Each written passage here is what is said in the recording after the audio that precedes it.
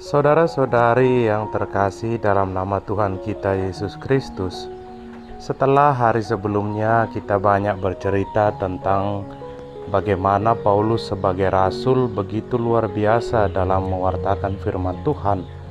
Hari ini kita masih melanjutkan permenungan kita tentang Paulus. Kalau kita renung-renungkan dan kalau kita membaca dengan baik kisah dari Paulus ini, maka kita bisa menemukan beberapa poin yang layak untuk menjadi bahan permenungan bagi kita semua. Hal pertama yang layak untuk kita renungkan adalah Paulus memiliki konsep pelayanan yang jelas. Ia tidak ragu sedikit pun akan panggilannya sebagai seorang utusan, meski panggilan itu berarti sebuah penderitaan dan kematian. Lalu yang kedua, Paulus tidak hanya ingin menyenangkan telinga para pendengarnya. Ia tidak menampilkan dirinya sebagai orang yang manis, yang lucu, serta berjuang membuat orang lain tertawa. Tetapi tujuan utama Paulus adalah supaya orang bertobat, bukan hanya sekedar tertawa, tetapi tidak mengingat apa-apa, bahkan tidak ada perubahan. Inilah alasan mengapa Paulus memberitakan Allah baik kepada orang Yunani yang belum mengenal Allah maupun kepada orang Yahudi yang ingin membunuhnya. Lalu yang ketiga, saudara-saudariku, Paulus berorientasi pada tujuan akhir, yakni menyelesaikan tugas perutusan Tuhan baginya.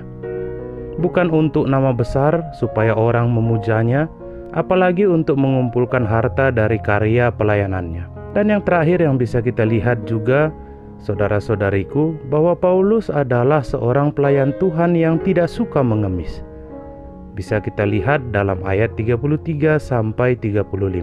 Ia tidak suka hidup dari uang persembahan jemaat. Ia justru bekerja keras untuk membiayai karya pelayanannya dan pelayanan rekan-rekan sekerjanya, serta mencukupkan kebutuhan mereka yang berkekurangan. Tidak hanya untuk dirinya sendiri, tetapi justru ia masih menyisakan ruang dalam hati dan pikirannya bagi saudara-saudari yang ia layani yang memang sedang berkekurangan. Lalu kita mungkin bertanya, bagaimana mungkin Paulus bisa? Dari mana kekuatan yang dimiliki Paulus sehingga ia bisa menjadi rasul yang luar biasa seperti ini? Saudara-saudari yang dikasihi oleh Tuhan, hanya satu jawaban untuk semua ini. Paulus mampu menjadi sedemikian luar biasa karena Paulus memusatkan hidupnya pada Kristus.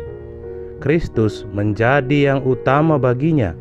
Dirinya sendiri, penghidupannya, bahkan nyawanya sekalipun rela dia nomor duakan, asalkan Kristus dimuliakan dan semakin dikenal oleh banyak orang. Kita tidak mau membandingkan Paulus dengan karya-karya pelayanan gereja beserta para pelayannya. Cukuplah itu menjadi bahan permenungan pribadi kita masing-masing. Saya justru ingin mengajak kita untuk meniru Paulus, walau kita bukanlah orang-orang khusus yang bekerja untuk karya pelayanan. Kisah Paulus menjadi teguran bagi kita. Sudahkah kita menomorsatukan Tuhan dalam hidup kita? Paulus merasul secara luar biasa dan bekerja dengan mulia. Lalu bagaimana dengan kita? Seberapa banyak waktu kita persembahkan pada Tuhan di tempat pekerjaan kita dengan segala tuntutannya? Saudara-saudari yang terkasih, kita menyadari ini bukanlah pekerjaan yang mudah, namun ini bukan tidak mungkin untuk dilakukan. Yesus dalam doanya kepada murid-muridnya telah memberikan jaminan berkat bagi kita semua untuk dapat menjadi kudus sesuai panggilan kita masing-masing. Yesus mengatakan, "Kuduskanlah mereka dalam kebenaran, firman-Mu adalah kebenaran. Sama seperti Engkau telah mengutus aku ke dalam dunia, demikian pula aku telah mengutus mereka ke dalam dunia. Dan aku menguduskan diriku bagi mereka, supaya mereka pun dikuduskan dalam kebenaran." Saudara-saudari yang dikasihi Tuhan, kita semua dipanggil menuju kekudusan. Yesus telah menguduskan dirinya bagi murid-muridnya, agar dapat menjadi contoh bagi mereka bagaimana seharusnya mereka dan kita semua berjuang untuk menuju kepada kekudusan hidup kita masing-masing sesuai panggilan kita masing-masing pula. Paulus dalam panggilannya sebagai utusan Allah berjuang untuk menjadi kudus dengan segala kualitas yang telah kita bahas tadi. Kita pun seharusnya berjuang menuju kekudusan hidup kita masing-masing sebagai apapun kita, sebagai supir, pegawai swasta, PNS, orang kantoran, petani, sebagai ayah, ibu, anak, semua kita dipanggil menuju kepada kekudusan. Semoga amin.